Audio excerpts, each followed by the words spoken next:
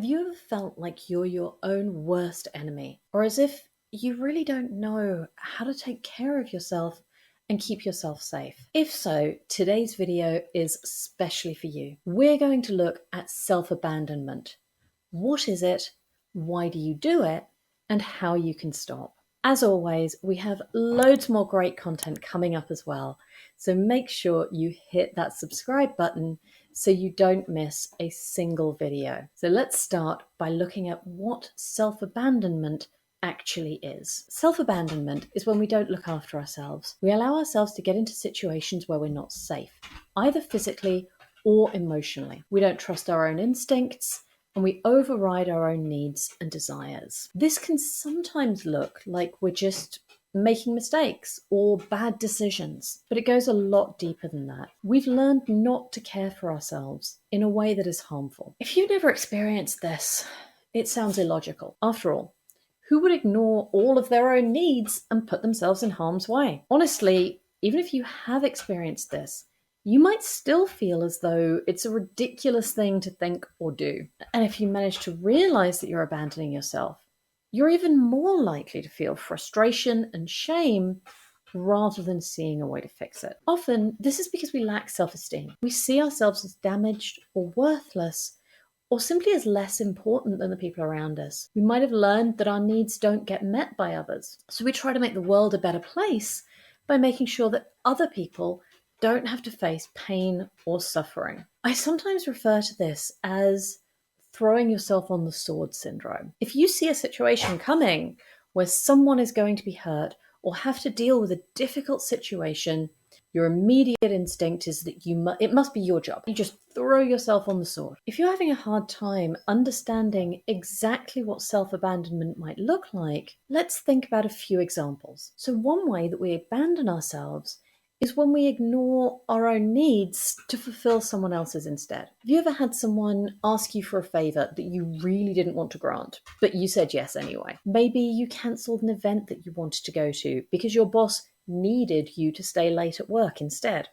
Did they really need it? Maybe you were exhausted and you just needed an evening to yourself, but a friend insisted that she needed someone to come with her to a bar. Were you honest about your needs, or did you put them aside because she needed you more? Alternatively, we might ignore our instincts. Have you ever been on a date and just had an instinct that you should leave immediately? What did you do?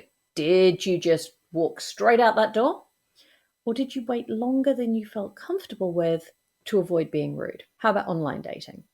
Have you ever had someone say something that made you uncomfortable, but you felt that you had to give them a second chance, or worried that you're overreacting and convinced yourself that they didn't really mean it? Even if those situations turned out to be completely fine, ignoring your instincts is still harmful because of what you're telling yourself. You're telling yourself that your safety and well-being is less important than somebody else's feelings, that you owe other people, and especially men who would like to date you, your time and attention until they prove that they're a threat. By that time, it's sometimes too late. And what about your feelings?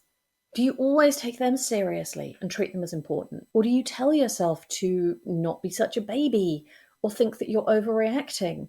Do you force yourself to be kind and turn the other cheek, even when you really don't want to?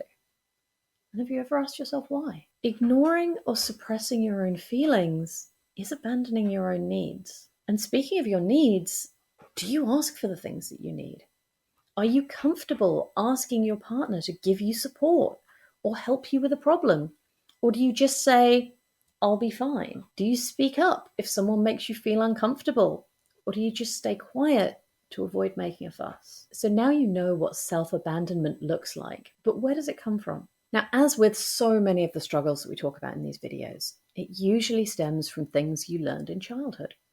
Specifically, someone who struggles with self-abandonment typically was abandoned emotionally, if not physically, when they were very young. As children, we try to find a way to make sense of this, to make it okay. Unfortunately, the way we do that is by deciding that it was our fault, that there was something wrong with us, that we're unlovable or unworthy, and that therefore it's okay for our needs to be ignored. We learned that other people are always more important than we are, And we take those lessons into our adult relationship. Self-abandonment is also a coping strategy. Again, it might sound strange that ignoring all of your needs, desires, and safety is a way of protecting yourself. But it is, or rather it was when you were a child. You realized that your needs wouldn't be met and that other people wouldn't protect you. So you made sure that you protected yourself the only way you could, by hiding your true inner self. You couldn't change the world around you, so you hid the things that you wanted or needed or valued deeply, sometimes so deeply that you're still struggling to access them. You might even have created a camouflage to hide your lack of self-esteem, even from yourself. You might convince yourself that you sacrifice yourself because you're strong enough to take it, unlike the people that you want to protect. You might even have made yourself so strong and capable, but that doesn't mean that you're not also scared and hurt and vulnerable deep down, even if you really don't want to admit it. Now, if you're starting to realize that you might be prone to self-abandonment, there's one question that it can be helpful but painful to ask. That's, what would it take for you to believe that you deserved care and support and love as much as other people do? Now, if that question hits you hard, I'm sorry, but the clearest sign that you have a deep childhood wound that is driving your self-abandonment is that that question is hard. And this brings us to the final question. How can you stop abandoning yourself and start valuing and respecting your needs? The first step is to start paying attention to what your desires, emotions, and values actually are. If you've been abandoning yourself for a long time, you might need to put quite a lot of effort into really digging down to understand what's going on for you emotionally. Practices such as journaling and mindfulness can be really helpful for this, but don't assume that spending 5 minutes in meditation or writing a gratitude journal every week is going to be a silver bullet. Understanding yourself and your needs when you've been pushing them away for so long is going to be hard work. It's going to take courage and determination. It's not going to be easy. Now, if possible, professional support can be incredibly helpful. Working with an experienced therapist who understands childhood trauma and who can do inner child work or reparenting can give you the essential support you need and help you make more progress. Obviously, if you're still in the habit of self-abandonment, asking for help and working with someone who will actually put your needs first can be a big challenge. Again, it's not easy, but it is important. Next, try to learn some self-compassion. People who have self-abandonment issues are often absolutely amazing at showing compassion to others. When you notice that you're being harsh with yourself, try thinking about what you would say if you were talking to a friend rather than yourself. Again, I know it's not going to be easy, and there will be the little bit at the back of your mind that says, yeah, but it's difficult because it's me. It's different. I should be able to do better. Or I can cope. Or I don't really need this. That's okay. It's going to take time to quiet that internal voice. It can help to give that voice a name. Then you can tell yourself, okay, that was my abandoning voice. What would my compassionate voice say? Even just taking the time to listen to your compassionate voice is a big step forward and makes it a little bit easier for your inner self to make itself and your needs heard. It's also important that you learn to set boundaries. I know, you've heard it all before. No is a complete sentence. Just set your boundaries. Only do the things you want to do. They make it sound so easy, but it isn't. Learning to set boundaries is hard. You know, just once, I'd love to be able to give you a video where I say, and there's a really easy, painless solution to this problem. But it's not going to be this video. In this video, I'm telling you that you're going to have to do a lot of hard, painful, difficult things that you really don't want to do. And then I'm telling you that it's for your own good and that you need to just follow it.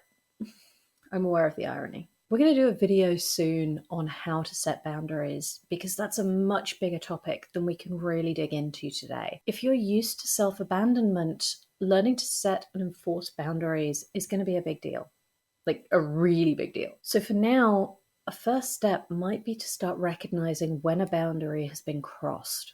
Obviously, this isn't ideal. In an ideal world, you'd know exactly where your boundaries are, communicate them clearly, and send up great big, you're getting close to a boundary beacons when somebody is starting to get a little bit too close. That way, all of the discussion would happen on the right side of your boundary before it's been crossed. But we don't live in that world. So we have to do the best we can. If you can recognize when someone has crossed your boundaries, it allows you to learn more about where your boundaries actually are. You can also take steps to defend yourself in the future. It's okay to say, I understand that I didn't tell you in advance, but I'm actually not okay with what just happened. In the future, we're going to need to find a different way to deal with that situation. Your boundary has been crossed, but you're then enforcing it. Now, taking those steps won't cure your self-abandonment, but they're really good first steps. They help you overcome it and start rebuilding your sense of self-worth. So was this video helpful? Do you struggle with self-abandonment? How have you tried to tackle it? Do you have any suggestions? Let me know in the comments down below. And as always, please make sure that you like and subscribe. Okay, I'll see you soon.